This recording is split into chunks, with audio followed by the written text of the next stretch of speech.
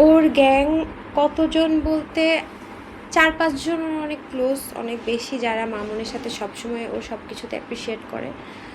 আর ভাইয়া ফোনে কথা বলতো কার কার সাথে, আমি আসলে আমার ফোনও কন্ট্রোল করে, ওর ফোন তো আমি কন্ট্রোল করতে পারতাম না। আমি ওর ঘরে ছিলাম, ওর বাসায় ছিলাম, ওর আত্মীয়র সাথে ছিলাম, সো আমার তো আসলে কোনো কিছু করার অপশন ছিল না ভাইয়া।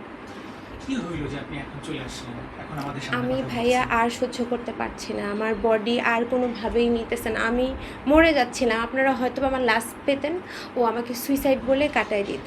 এই জন্য আমি লাস্টলি আমি না পেরে যখন আমি আমার পরিবারকে জানানো শুরু করলাম, আমার পরিবার তখন আমাকে বললো যে ঠিক আছে, তুমি এখান থেকে বের হও, আমরা তোমাকে সব ধরনের সহযোগিতা করবো, তুমি জাস্ট এখান থেকে বের হও।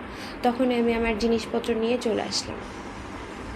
আপনার কথা সূত্র যদি ধরে বলি, আপনি বলছেন যে মামুন তো সেখানে টিকটক লাইভ করতো। ও হচ্ছে সৌদি যাওয়ার পরে টিকটক লাইভ শুরু করে, এর আগে তো ওর কন্টেন্ট করাই ওর ইনকাম ছিল। তো টিকটক লাইভে সে বিভিন্ন মেয়েদের সাথে কথা বলতো, এভাবেই সে, এটা নিয়ে তার সাথে আমার বিভিন্ন সময় মনোমালিন্য হতো যে তোমার কি, মানে এটাই কি তোমার কাজ, যে মানুষকে কনভিন্স করে মেয়েদের সাথে এভাবেই কি তোমার টাকা কামাইতে হবে? মানুষের আরও ওয়ে আছে, তোমার টাকা কামানোর দরকার নেই। আমি তোমাকে তো এক্সপেন্সেস দিচ্ছি ভাইয়া, ওখানে অনেক এক্সপেন্সিভ একটা বাসায়, সব খরচ আমি বেয়ার করতাম। তো এরপরেও সেগুলো কন্টিনিউয়াসলি করে যাচ্ছিল। বর্তমানে কতজন প্রেমিকা আছে?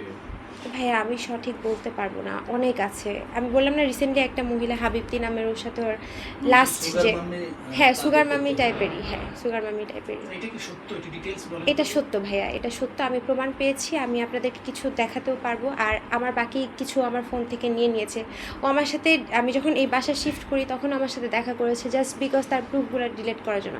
আমি বোকার মতো লাস্ট টাইম পর্যন্ত বুঝতে পারিনি যে সে তার প্রুফ ডিলিট করার জন্যই আমাকে ডাকতেছে।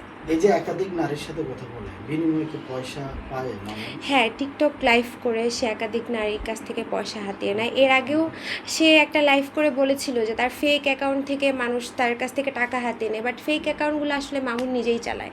এটা আমি জানতাম না, আমি তার সাথে থেকে তার সব কিছু অ্যাক্টিভিটিস আমি জানতে পেরেছি। তার কোনো ফেক অ্যাকাউন্ট, সেগুলো নিজেই চালায়, সেই চালিয়ে বলে যে আমার ফেক অ্যাকাউন্ট এসেছে, মেয়েদের কাছ থেকে টাকা খায়, এগুলো পুরো ভুয়া কথা। ওগুলো তারই অ্যাকাউন্ট, কারণ ওই অ্যাকাউন্ট থেকে সে আমাকে একটা অ্যাকাউন্ট দিয়েছে। তখন আমি বলেছি যে এই অ্যাকাউন্ট না তোমার ফেক, এখানে না বিভিন্ন মেয়ের সাথে কথা বলে টাকা পয়সা খায়, তাহলে তুমি এই অ্যাকাউন্ট চালাচ্ছ কীভাবে? পরে বলে আমি হ্যাকারের কাছ থেকে নিয়ে নিয়েছি। সো আমি তো তখন ভাইয়া এই জিনিসগুলো বুঝতে পারতাম না, আমাকে যেভাবে ও ম্যানিপুলেট করতো আমি সেভাবেই বুঝতাম আর কি।